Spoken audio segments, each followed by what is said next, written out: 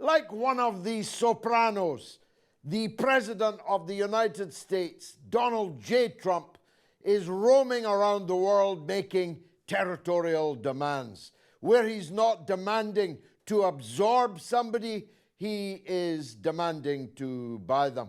First it was Canada, a member of the British Commonwealth with the King of England as its sovereign. Donald Trump demanded it as the 51st state. Then it was Greenland, even though Denmark is one of the most supine, subservient members of the American Empire Alliance, otherwise known as NATO. Greenland was to be his. Then it was Mexico, then it was Panama, and now it's Gaza. On Air Force One yesterday, Donald Trump said he, not the United States, I presume he meant the United States, was going to buy Gaza and redevelop it and resettle the 2 million plus people that actually live there. Begging the question of buy it from whom? What if the owners don't want to sell it? Unless, of course, he's fallen for the malignant lie that Israel owns the Gaza Strip, which as a matter of international law is flatly untrue. And it's not just territorial demands. Donald Trump is demanding a doubling, in many cases, of expenditure on weapons and war in European countries. Having beggared the European economy under Joe Biden and Kamala Harris, the United States empire is demanding more and more obedience from its satrapies. Some of them are more compliant than others, and I'm standing in the one that's most compliant of all. When the United States asks for the satrapies to jump, the United Kingdom merely asks how high. It is a dangerous situation, though, because Trump was elected as the anti-war candidate. On the eve of poll in Michigan, he told people he would end the war in Gaza. He didn't tell them that he would end the war in Gaza by forcibly evicting, transporting, I don't know, maybe by cattle truck, the millions of people who call it their home, albeit one that has been reduced to rubble. He said that he would end the Ukraine war even before coming to office. And then he appointed a man, a serial killer, Kellogg, who has got the idea in his head that this war in Ukraine is going to end with the resignation of President Putin. Can you believe it? These people are making demands on a Russia that is advancing on the battlefield in Ukraine at a rate of knots, imagining that they are in the strongest position in negotiations. So, what are the global ambitions of Donald Trump? How much of it is just braggadocio a la art of the deal? How much of it is serious? And where is it all headed? You've come to the right place to hear this out on Have It Out with Galloway.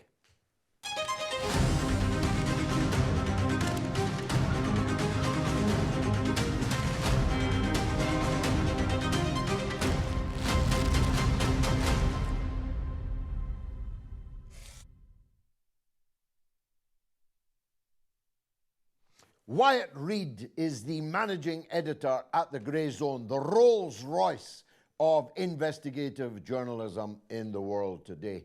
The politics of empire are his specialities. As an international correspondent, he has reported from over a dozen countries, and I'm glad to say he joins us now. Wyatt, thanks for joining us.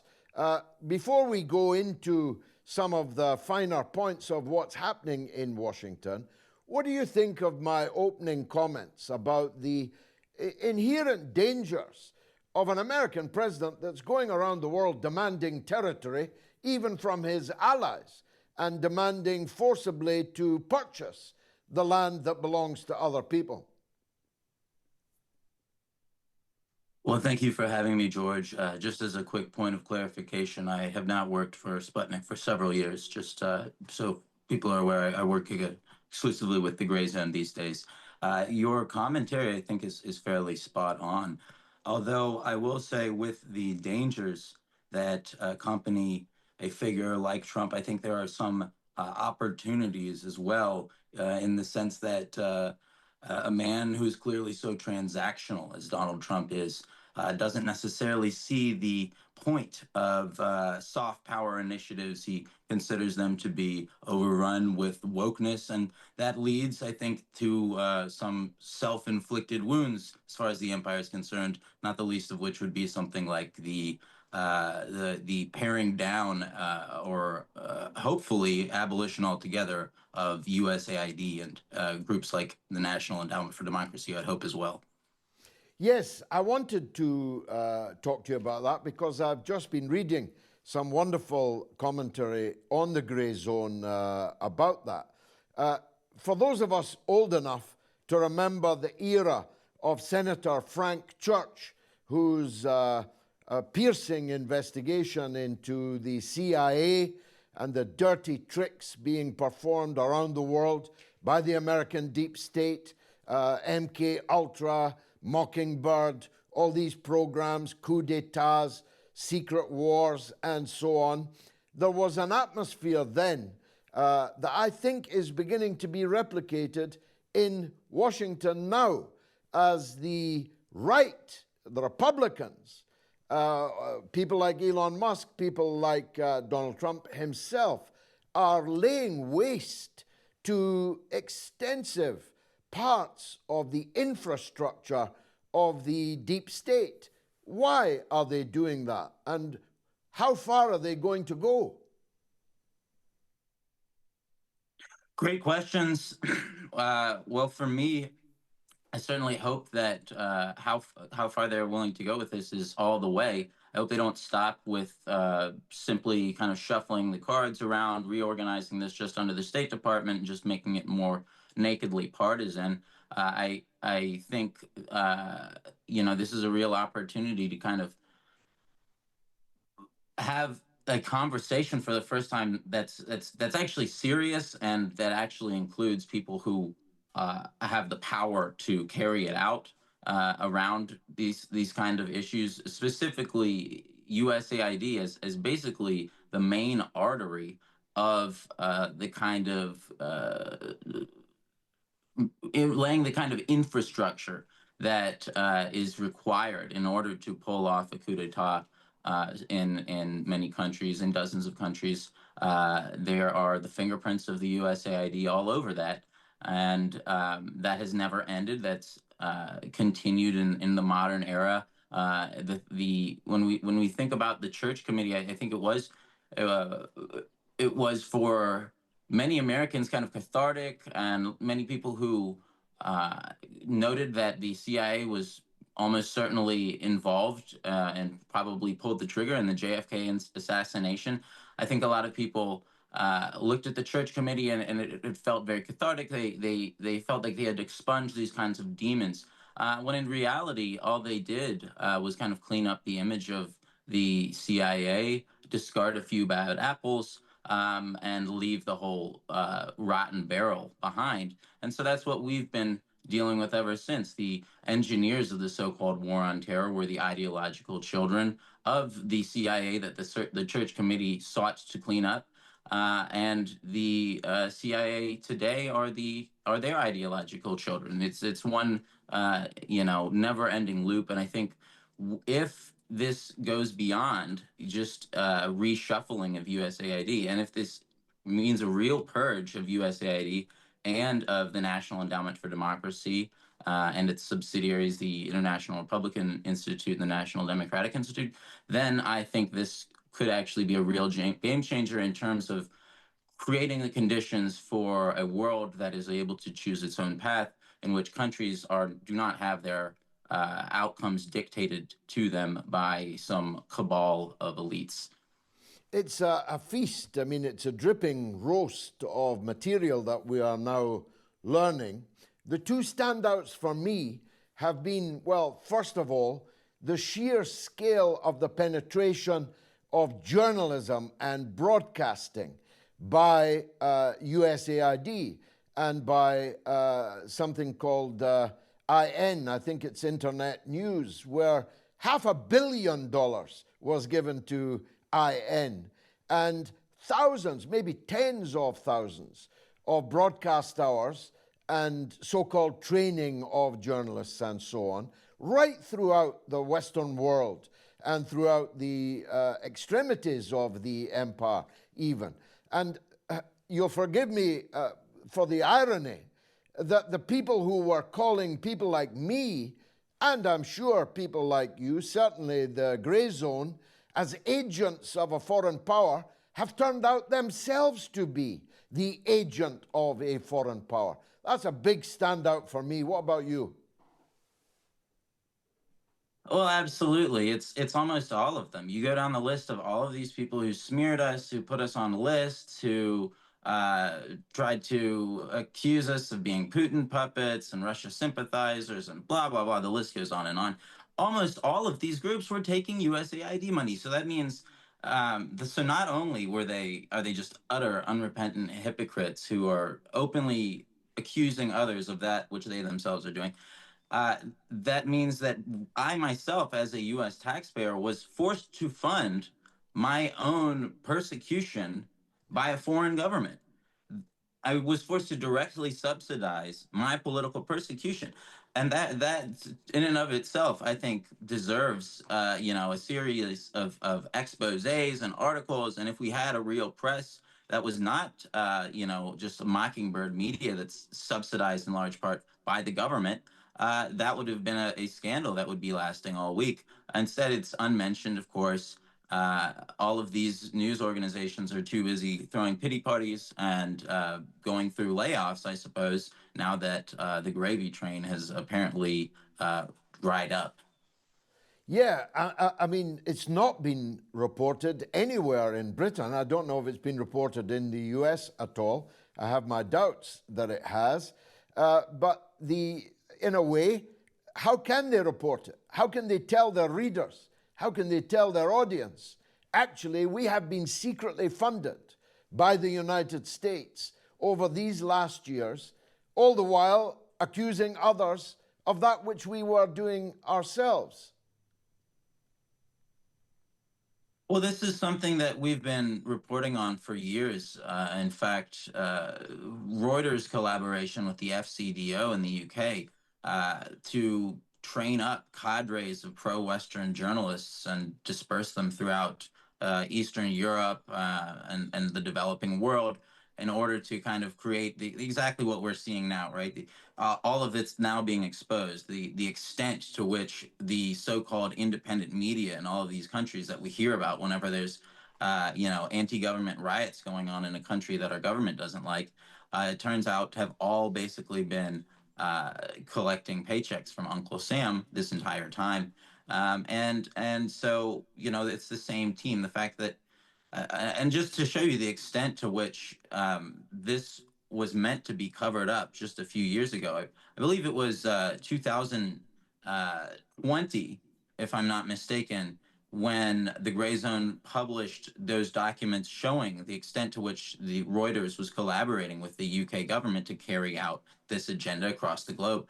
That was the first time that Twitter it created an entirely new label that had never been seen before on the site. And it said, this warning, these materials may have been obtained by hacking. And it ended up causing a huge Streisand effect because people who were creating memes on Twitter realized that you could keep in the same URL, and it would impose that logo on whatever it was you were posting. So people would post ridiculous images. Well, it ended up backfiring on them. In fact, millions of people ended up seeing these documents and getting directed to them because they tried to shut down our expose of their really nefarious activities by accusing us of having acquired them through hacks, which obviously I have no idea whether or not they were hacked or whether they were simply leaked. But that kind of shows you the extent to which I think the narrative has shifted around this, where all of a sudden all of this is coming out to light, and it doesn't reflect very well on those who secretly took all this money. And I will say there is a part of me that is a bit skeptical about the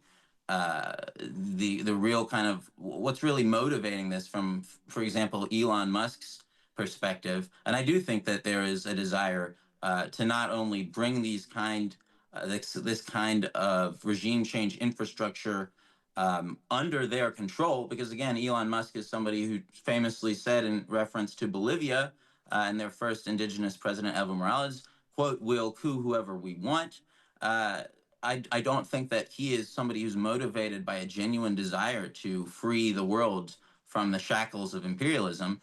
I think there is also a desire to kind of preempt this coming out on someone else's terms, someone like alternative media, for example, that have been covering this for many years, like yourself and myself, George. Well, he's currently trying to bring down the government of South Africa, if not the entire Republic of South Africa. But the other standout for me, Wyatt, was the way that, and you've just revealed today it was a bipartisan thing, the way that they have mobilized, utilized, industrialized, militarized wokeness, LGBTQ plus politics, transgenderism, and so on, in countries like Bangladesh, where such people constituted, certainly the trans part of that equation, constituted an infinitesimally small section, but they were receiving gigantic subvention from the United States. What's that all about? Absolutely, yeah. Thank you for bringing attention to this. I just published 3 days ago a new piece on the Grayzone. For our audience members, you can find this. The name is "Why Did Republicans Fund Transgender Dance in Bangladesh?" And it really kind of asks this question: why is it that the Republican Party, which is obviously very anti-trans when it comes to domestic policy, is going out and conducting what they called the largest survey of LGBTI people in Bangladesh? Why was it that of the 1,868 participants in their activities, 24% of them were transgender at Republican events in Bangladesh, Republican-sponsored events in Bangladesh? Why was it that the International Republican Institute, sponsored 3 transgender dance performances in Dhaka?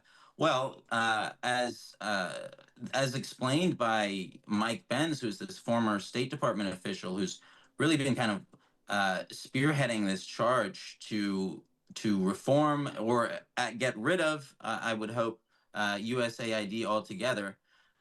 He describes it as tactical wokeness deployed in the service of statecraft. So I think that's a really good way to embrace this concept. It's not that Republicans are suddenly woke. It's just that they view LGBTI people as I described in the article, as uniquely disruptive actors. The specific quote was that they could. I'll find it here in a second, but they basically they said that LGBTI people are known to cause changes and disrupt their societies, and that's something that obviously the International Republican. Oh, here it is. Facing discrimination and prejudice, LGBTI people tend to participate in social change activities to eventually bring changes to politics.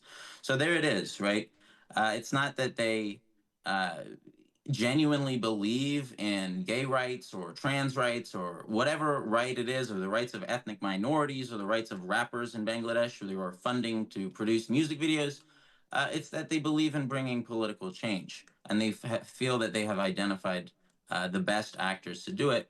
And so that's what the USAID all boils down to. And of course, there are many on the right in the United States who look at this and they're brain hits transgender, and that's enough. And certainly, I'm not going to try to change their opinion on that. I think whatever motivation it is you have for disliking this, but that is obviously something that many of the Republicans are focused on. When the real crux of this, what really makes this so despicable, is that it is in service of regime change, right? Yeah. That it's not even that they are culturally manipulating foreign societies, it's that they're doing it to take their countries over and to steal their resources or to impose a puppet government. Now, the most lurid of the many chapters that Donald Trump has written in the last couple of weeks is surely his proposal to buy Gaza.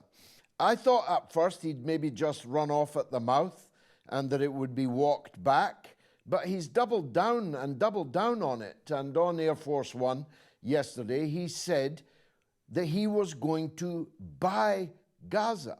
Buy it from whom, Wyatt? And what if they don't want to sell? Well, the people of Gaza have been very clear for the past year and a half that they do not want to leave, that they are willing to do basically whatever it takes to stay in their homes. So it's a great question. Who is going to take that land? How are they going to get its current occupants to leave?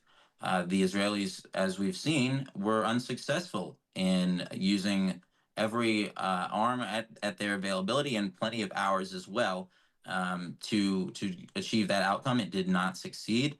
And instead, they were humiliated and they were forced to watch their own prisoners be paraded around by a victorious Hamas in Gaza, at the end of their obviously brutal carnage and genocidal military campaign. So yes, what else is there available for Donald Trump to convince the people of Gaza to leave? I'm not sure. It seems like we've seen basically everything. I genuinely don't know what else that they're going to do other than a reinvigorated military attack, another attempt to ethnically cleanse Gaza at gunpoint. I'm not sure what they have in mind. So this is an interesting proposal because it would. I think Trump does actually value his relationships with a lot of the Gulf monarchies, with Turkey. This is a kind of major sticking point that it's going to inflame tensions there. I think none of these countries can really afford to have their leadership go along with a plan like this, which they necessarily would need to if they're going to, impose some kind of occupying force. It's not going to be American troops. It's going to be troops from the Middle East. It's going to be troops from U.S. vassal states. So that's really the question is does Trump believe that these countries, these Gulf monarchies, have have such a strong control over their country that they would be able to impose something like this, to impose them to carry out something like this? And I am optimistic that the answer is no. And lastly, Wyatt, and I'm grateful for your time, it's like a kid, or we've got a parrot outside here that sometimes learns new words. The word tariff seems to have, it's like a worm in the brain of President Trump. Hardly an hour goes by that he's not threatening someone with tariffs or indeed imposing them, including on his most servile vassal states in Europe and today Australia. What's that all about? Again, is it bluster? Is it the art of the deal? Or is he really going to end up isolating the United States from its traditional allies? I think he can't help but isolating the U.S. from some of its traditional allies, if you want to use that word. I think that this will necessarily have the impact of reminding people that there is a dominant strain in American politics that sees us purely as pets, and that we really aren't negotiating partners, that we don't have a seat at the table at all, No one is going to pretend otherwise. And we can't really lie to our constituents anymore that we are.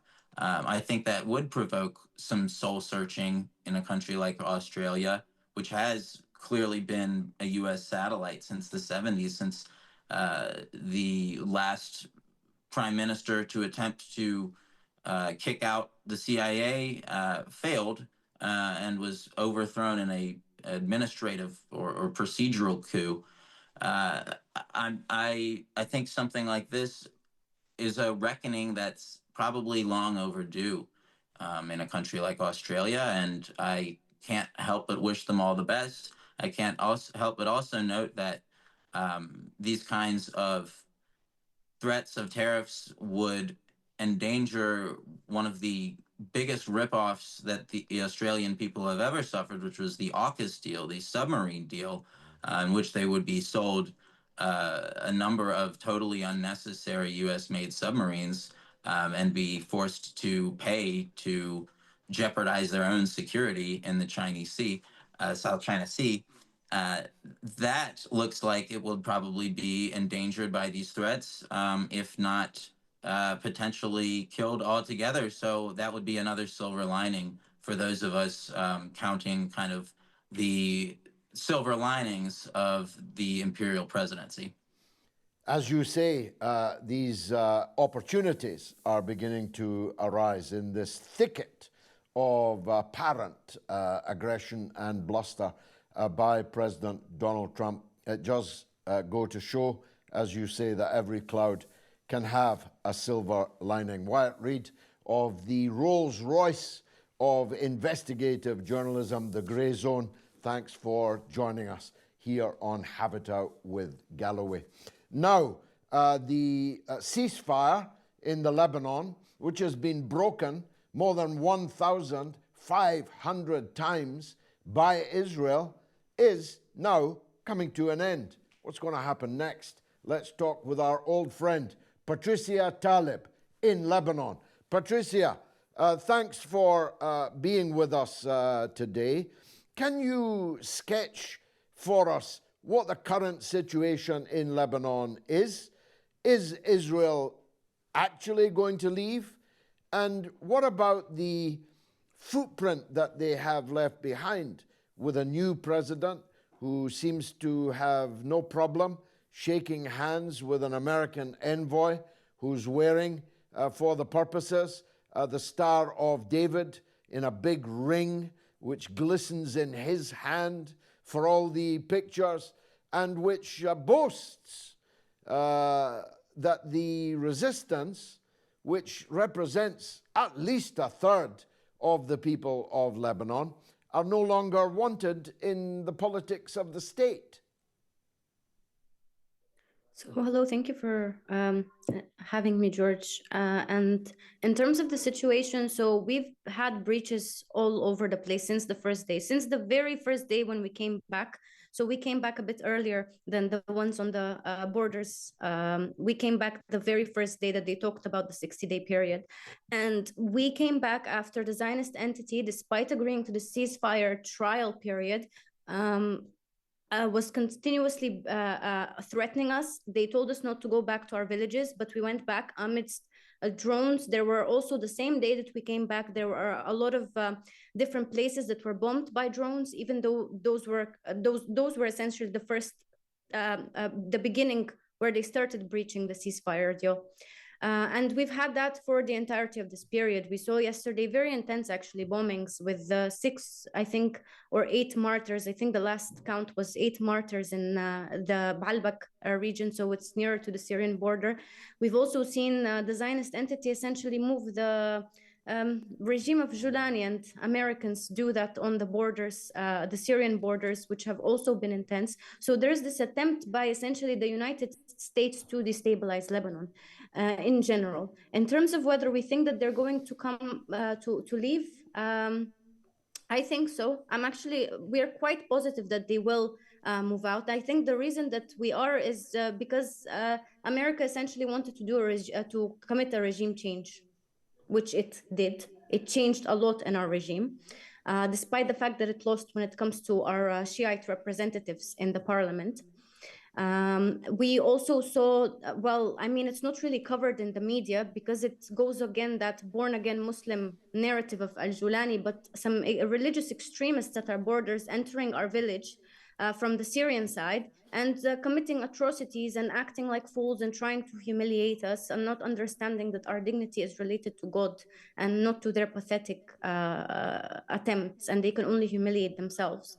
And we've seen the clans in Baalbek also move. It's been very, and Hermel and that area beside the Syrian border. We've seen clans of families essentially move, and we've seen them take down drones. So it's been very intense, very unstable. And then the final thing I would say that the Americans attempted to do was to humiliate us. It was the peak of humiliation to watch that snake that was the American envoy come on our land, while we still have our martyrs and our children, our women that are still under the rubble, and talk so highly of the Zionist entity, and not anywhere but in the president's house, in the president's palace, essentially in Ba'abda, was the pinnacle of American arrogance. It really shows what America is. And it solidifies for us, the people of the South, what America is. Really, we see her and we, the people of the South, as citizens of this country that claims to be a nation that is supposed to be representative, a government that's supposed to be representative of all of its people. We are a very huge part of the bloc. We say and absolutely denounce this. We denounce her coming on our soil. We denounce her coming and telling us how to run our country and making comments about who can and can't be part of our government. We denounce this colonial imperialist mentality. And not only that, but we as the people of South Lebanon, we absolutely see them as inhumane. We see them as the face of terrorism in the world. And I think the entirety of the world has now come to a point where they see this way in which the United States deals with the rest of the world as subhuman and as commodities.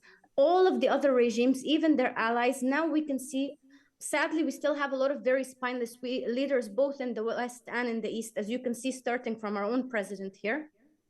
But we make no mistake. We have revealed to the world, our resistance in the South has revealed to the world that the issue is not an issue of extremism, of religious extremism, because we see how they're backing Al-Julani, who cannot keep control of his own terrorists. We see how they're behind him. It's not an issue of religious extremism, but it's an issue of resisting against this imperialism and this American way that they come, and you have to be under their boot. You have to do whatever the Americans want. You have to implement whatever policies they want. And whoever threatens 1% of American interests, they're ready to genocide them. They're ready to ethnically cleanse them. They're ready to sit there, throw money at them. They're ready to starve their communities and starve ruin their economies through economic sanctions. Really, they are the pinnacle of terrorism, and we see it as the pinnacle of terrorism. But despite all of this, we won our 5 seats in the parliament. Despite all of this, the resistance is going strong. And whilst the American envoy was in the South, actually we had hundreds of thousands of people out doing the funeral processions of their martyrs. There's a sea of flags on the Lebanese border in places where even the Zionist entity is still threatening. There's seas of flags of yellow. And despite that, and despite this arrogance that they act, they will never understand that from the people of South Lebanon, you cannot rip their resistance apart without ripping their heart out. Because the resistance is a matter that has mixed with our blood. It's a matter that has mixed with the essence of our soul. And no matter how much we get kicked, no matter how much you get punched, no matter how much they try to bully us and to humiliate us, we will not let go of this resistance. The people of South Lebanon will not let go of this resistance. Watch the houses in the south of Lebanon. The destroyed and the stand houses both have Hezbollah flags on top of them. Is this a way that the American envoy is talking about the defeat of Hezbollah? The entirety of the south is a sea of yellow flags. If anything, this war made people stand firmer with their resistance. This is something that their arrogant ideology is incapable of processing. They cannot understand how. Patricia, very powerful words. You answered the only other question I was going to ask you. They talk as if the resistance in Lebanon is defeated. But from what you say, that's very far from the case, isn't it? It is 100%. There's the amount of support that there is for resistance is like never before. And in general, even the people of resistance, the way that they speak, we see Sheikh Naim Asim, he's very honest about the hits that we took. Definitely, we took a lot of hits. But this is something that they fail to comprehend, that the power of the resistance is in its perseverance, it's in its resilience, and it's in its continuous ability to sacrifice more and more and more. Never have we said that we are stronger than the American empire. That is not a claim that we have ever made.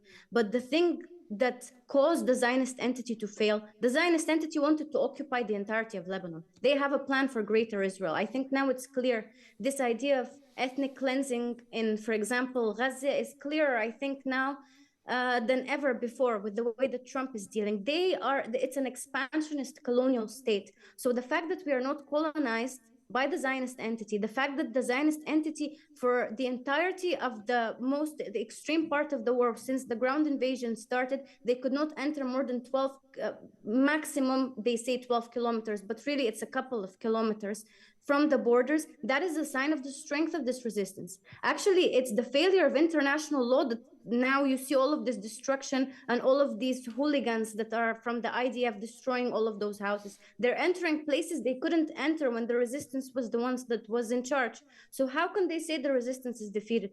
No, it's only the humiliated politicians in our government that are defeated. And they talk about this defeatism and they try to paint a picture because they are humiliated and ultimately they are spineless and have no dignity in front of the American empire. Patricia, thank you as always for that very powerful and emotional testimony. Let's go to London now and talk to Esheru in London. What would you like to say? Good afternoon, and thanks for having me on your show, George. Yes, Welcome, sir. A very quick one. With Saudi Arabia being the latest country to reject calls to resettle Palestinians, how successful do you think Trump will be in getting Palestinians resettled in the surrounding countries in the region? And what challenges do you see ahead? And just for the record, I don't believe Palestinians should be resettled. They have their home and they should remain. Yeah. Well, if they're going to resettle them anywhere, it should be in the Galilee. It should be in their own homes, in their own towns, cities, and villages. But I'm on the optimistic side of this argument. I'd predict to you that 0 countries in the region will agree to take these forcible transfers. Not because they're too principled to do so, 1 or 2 of them might be, but because they're too afraid to do so. Because their own public opinion would be 100% viscerally opposed to it. They'd be making themselves an enemy of the resistance throughout the region. And of course, they would be relocating the Palestinian struggle into their own territory. I mean, if Egypt, for example, were to recreate the Gaza Strip in the Sinai, they'd be importing the entire Palestinian struggle into Egypt, because the resistance wouldn't go away. It would merely have been moved a few kilometers into the Sinai. And how long before Israel was bombing the relocated Palestinian population and the reconstructed lovely houses that Donald Trump is talking about. So I personally believe it will be 0. And it will be 0 everywhere else. As I keep saying, they ain't going to take them in Hampshire, in our country, and they ain't going to take them in New Hampshire, in Donald Trump's country. So I think it's a bizarre turn of events. And that's why I was seeking an answer from Wyatt. He doesn't have one. How can he? I don't have one. Doubt if you've got one. What's the end game of all this? What happens when none of that happens? What happens when none of that comes to pass? What's the next move? That's the $64,000 question, Esheru. Thanks for asking. David Webb is down under in Melbourne, Australia. David, welcome. Thank you. G'day, as we say here. Yes, indeed. Tell me, what would you like to say? Okay, certainly. So, a few things.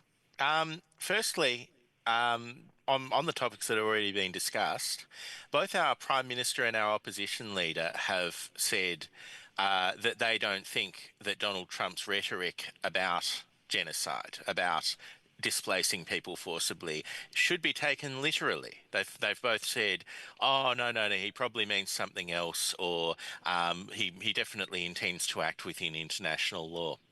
At what point should we be actually concerned, given that last century that there were examples of leaders coming to power, maybe with an intention to solve problems, maybe with an intention to improve things, but leading to the commission of genocide and further colonization and more major problems. So while I'd love to share your optimism, I do have some concerns on that.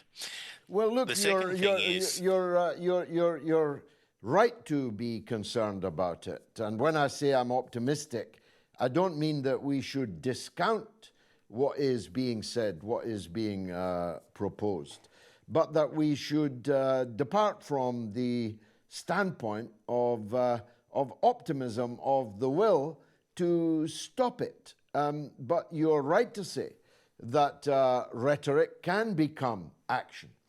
But I'm one of these who's less interested in what Donald Trump says and more interested in what Donald Trump does. And I think from the last term, and I think already we're seeing in the second term, there's actually quite a big gap between what he says and what he does. He didn't absorb Canada. He hasn't invaded Greenland. He got his way with the president of Panama, but what he actually got wasn't worth a row of beans. He will not be able to invade Mexico. He could not force Latin American countries to take plane loads of deportees, of people that they didn't know and had no responsibility for. So a lot of it is, as I called it, braggadocio. Braggart is Donald Trump's middle name. Thanks for that call from Australia. Let me go to Africa, Dar es Salaam, where Ismat Sharif has a point of view. Ismat, welcome. Thank you, George. Glad to be on the show again. So, tagging on to what you've just been saying, and maybe moving away from all the bragging about the political movements that he wants to happen, he's also given a green light to all the tech companies on all fronts with AI and Neuralink, brain chips implanting. So, what is the larger game plan, even for the United States itself? Are they redesigning the economy? Are they setting up control mechanisms through the use of technology for the future to come? What's the bigger plan? Well, again, Ismat, no sooner had Trump declared this grand ambition, a $500 billion investment in artificial intelligence, when along came China 1 hour later, presumably deliberately planned, and knocked the stuffing out of all that American rhetoric. The Chinese artificial intelligence beats the pants off the American many $100 billion industry with an investment in the first case, DeepSeek, of $5 million. They produced an AI, I'm using it, which is incomparable to the best of class in the United States. And then Alibaba in China the next day came along with a new artificial intelligence app and package, which is better even than DeepSeek. They say, I haven't myself tested that out yet, but they say that it is better, and by some degree. So if it's the intention of the United States to lead the world in the age, the era of artificial intelligence, well, I think they're starting a long way behind.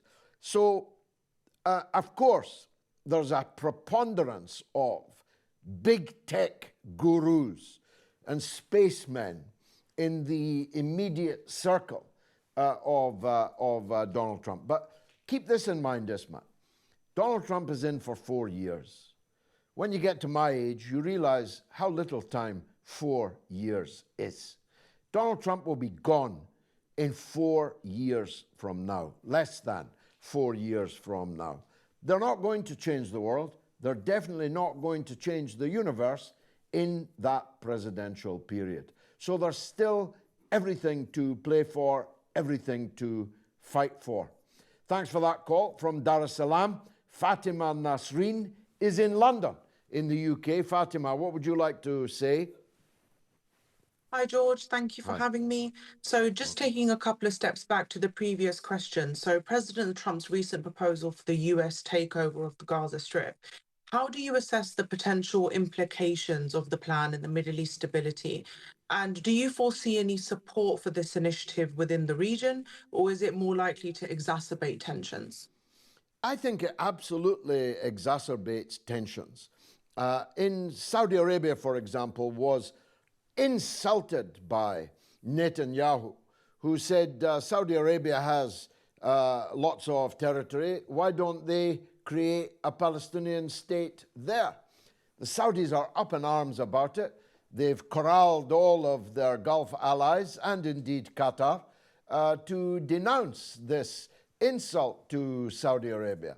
The chances of normalization between Saudi Arabia and Israel must be at their lowest point for some considerable time. Jordan is just about the most fragile country you could possibly imagine. It is at least half, maybe much more than half, of the Jordanian population is Palestinian. A good 1 million, last time I looked, were refugees from Iraq, supporters of the late Saddam Hussein, who fled to Jordan after the war, still, one presumes, of an Arab nationalist stripe. And the Jordanian economy, the Jordanian society, simply could not withstand any significant stampeding across the border from the West Bank into the Hashemite kingdom of Jordan. And Jordan has actually threatened to declare war on Israel were this to happen. And that would be a problem for the United States, because Jordan is a wholly owned subsidiary of the United States and, for that matter, the United Kingdom. Egypt, its government, let me call it a government, is deeply unpopular amongst huge sections of the great Egyptian public over their role of the last 16 months in helping to maintain the siege on people in Gaza. You've only got to look at football games in Egypt, where the entire crowd in the stadium, 100,000 people, are chanting support for the Palestinian resistance and so on. If General Sisi were to be seen to be collaborating with these plans, I believe he'd be overthrown, and indeed the whole system might come crashing down. And there are other countries too that would be severely destabilized by it. I'm grateful for that, and sorry to those who haven't made it onto the show because there were so many of you, we're unable to fit you all in. But I promise we'll prioritize you next week at the same time if you come along. We've been looking at Donald Trump's dangerous global ambitions. To some extent, we have sought to reassure you that just because Donald Trump says something, it doesn't mean that he's necessarily going to do it, and more importantly, it doesn't mean that he's necessarily able to do it, because words are easy coming up against the concrete reality of the geopolitical situation in the world is something quite different. I hope you've enjoyed the show. If you have, come back next week at the same time in the same place. And mail us on haveitout.com and be on the conference wall here and a part of the show. Thanks for watching.